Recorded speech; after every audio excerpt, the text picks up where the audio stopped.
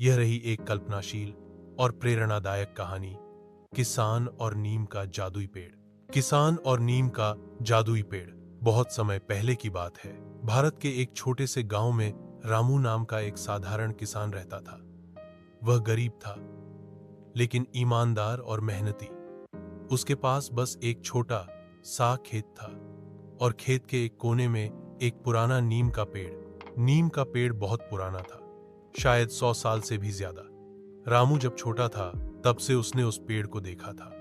गांव के लोग कहते थे कि उस पेड़ में कुछ खास बात है, लेकिन किसी को पता नहीं था कि क्या। एक बार गांव में भयानक सूखा पड़ा। खेत सूख गए, कुएं खाली हो गए।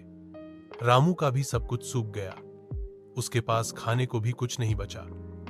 थक हार कर वह उस नीम के पेड़ के नीचे बैठ गया और रोने लगा। तभी अचानक नीम के पत्तों से हल्की सी हवा चली और एक बूढ़ी आवाज आई, रामू, तू रो क्यों रहा है? रामू चौंक गया, लेकिन डरने की बजाय बोला, मैंने सब कुछ खो दिया है, अब मेरे पास कुछ नहीं बचा। उस पेड़ से फिर आवाज आई, तू नेकदिल और मेहनती है, जा मेरी जड़ के पास खुदाई कर, वहां तुझे कुछ मिलेगा। रामू ने वैसा ही किया। जब उसने खुदाई की तो वहां एक लकड़ी का छोटा सा संदूक मिला। उसने खोला तो उसमें बीज थे, नीम के बीज, लेकिन वे चमक रहे थे जैसे सोना हो। पेड़ की आवाज फिर आई, ये जादुई बीज हैं, इन्हें जहां बोओगे वहां पेड़ उगेगा और जो भी उसकी छांव में बैठेगा उसकी एक इच्छा पूरी होगी, लेकिन केवल अगर वह इच्छा स्वार्थी न हो।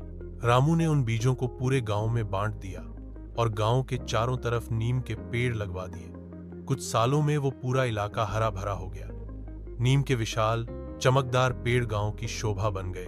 उन पेड़ों से निकलने वाली हवा इतनी शुद्ध और ठंडी थी कि लोग दूर दूर से वहां आने लगे। जिसने भी नीम की छांव में सच्चे मन से कुछ मांगा, उसकी इच्छा पूरी हुई। रामू का गांव अब एक तीर्थ जैसा बन गया।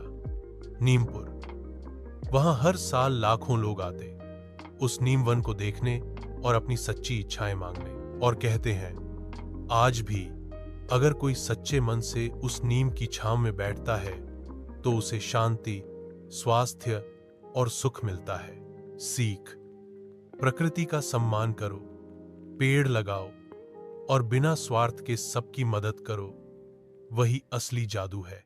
अगर चाहो तो मैं इस कहानी को बच्चों की किताब की तरह चित्रों के साथ भी बना सकता हूं।